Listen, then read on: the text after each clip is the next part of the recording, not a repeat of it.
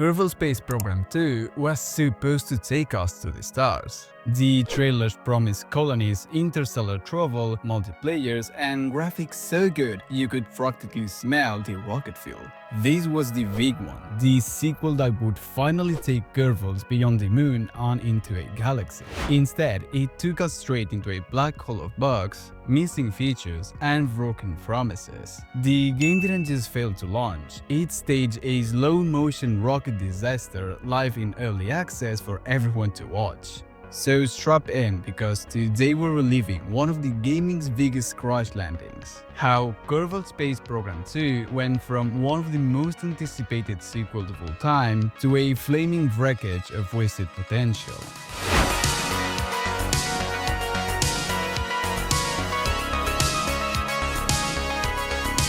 Now, before we talk about the sequel, we need to talk about the original Kerbal Space Program.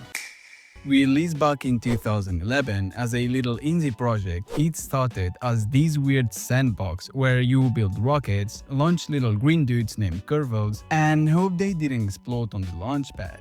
Now, it was goofy, educational, and it was surprisingly deep. Players weren't just strapping boosters to launchers. They were learning about orbital mechanics, gravity assist, delta V, and why slapping 47 boosters on a capsule doesn't necessarily make it safe. Now, Kerbal Space Program 1 grew into this massive cult classic. It had mods, expansions, and even NASA collaborations. Real scientists and engineers praised it because it tricked millions of people into learning rock science without realizing it. And for a small indie game, that's basically hitting escape velocity. Naturally, people started wondering, what if we make this bigger? Kerbal Space Program 2 was announced in 2019. It was billed as the next great leap for Kerbal kind. Instead of just building rockets and going to the moon, players were promised better graphics, a better physics system, colonies and other planets, interstellar travel, and a multiplayer. Basically, they promised Kerbal Space Program 1, but with everything fans had ever dreamed of. It was the hype fuel equivalent of telling a kid you're not just getting them a bike for Christmas, you're giving them a bike that can fly, shoot lasers, and pay your taxes. The community was excited, NASA nerds were excited, and people who couldn't pass high school algebra were excited.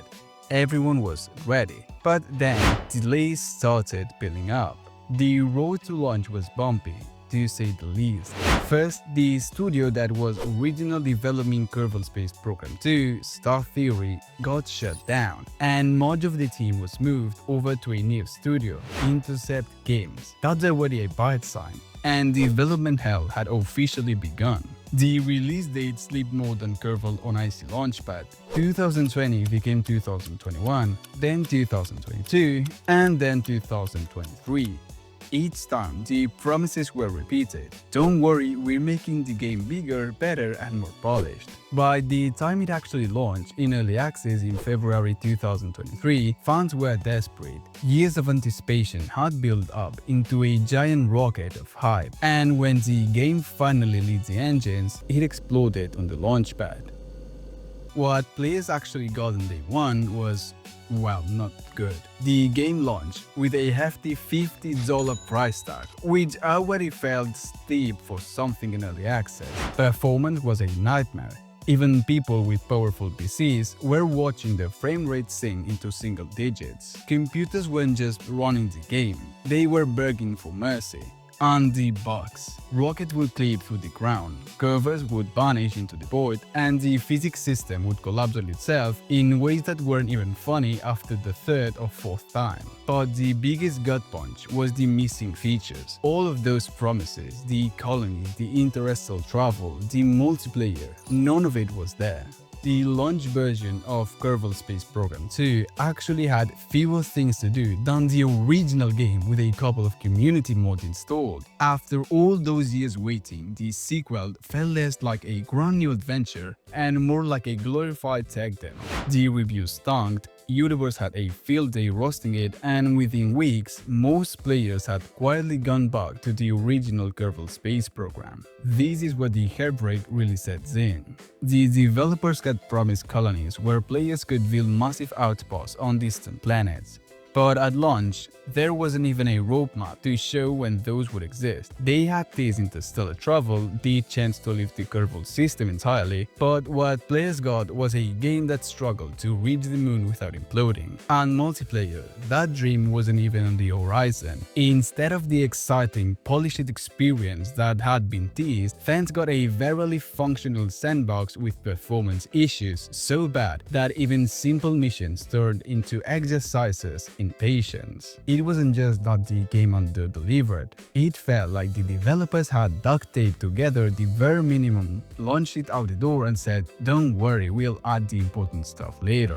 After launch, the developers kept releasing updates, patching bugs, and promising that the big features were still on their way. But it was too little and too late. By the end of 2023, the player count was a ghost town. In 2024, Private Division, the publisher, announced that development was effectively shutting down. Intercept Games was closed. The dream of Kerbal Space Program 2 had officially burned up on re-entry. Fans were left frustrated, not just because of the game itself, but because of what it represented. This wasn't just a buggy launch, it was a wasted opportunity. The sequel to one of the most beloved, creative, and educational games of all time ended as a cautionary tale of corporate mismanagement and overpromising. If there's one thing that kept the original Kerbal Space Program alive for over a decade, it was the community. Modders added everything from new rocket pods to whole solar systems, while players shared tutorials, missions, and enough memes about exploding boosters to fill a hangar. So when Kerbal Space Program 2 came out, the community was ready to rally behind it, if it was even halfway decent. Instead, fans were left trying to mod life into a game that was verily holding itself together. Some players joked that the modding scene had more ambition in its first few months than the actual developers. Others were just sad, realizing that the sequel they had been waiting years for wasn't going to replace the original anytime soon. And the disappointment got deeper because of how dedicated the fan base was. These were people who had sunk hundreds, sometimes thousands of hours into building stations, landing on distant moons, and pulling off gravity assists that would make NASA proud. They wanted to believe in Kerbal Space Program 2, but instead of a launchpad for new adventures, they got a glorified tech demo with a $50 price tag. The community didn't just criticize the game, they mourned it. It felt less like a "oh well, another bad release," and more like watching a beloved franchise self-destruct in real time. So why did Kerbal Space 2 fail? Well, simple answer. They promised the stars and delivered a firecracker. Development hell, corporate meddling, and unrealistic expectations doomed it from the start. Instead of focusing on getting the basics right, they aimed for the most ambitious possible sequel and ended up with something that couldn't even match the original. And that sucks, because Kerbal Space Program deserved better. The first game was proof that games could be fun, silly, and still teach you orbital mechanics. It deserved a sequel that expanded the universe, not one to shrunk it. In the end, Kerbal Space Program 2 will go down in history not as the next step for the franchise, but as a failed experiment, a rocket that never reached orbit. But hey, maybe that's just fitting. After all, the Kerbals were never known for perfect launches. They were known for blowing things up, laughing about it, and trying again. The difference is, in Kerbal Space Program 1, the explosions were fun. In Kerbal Space Program 2, the only explosion was the hype. So the next time a publisher promises you the universe, maybe wait and see if they can at least land on the moon first. Thank you for watching. I hope you enjoyed this video. And see you soon, random internet brother.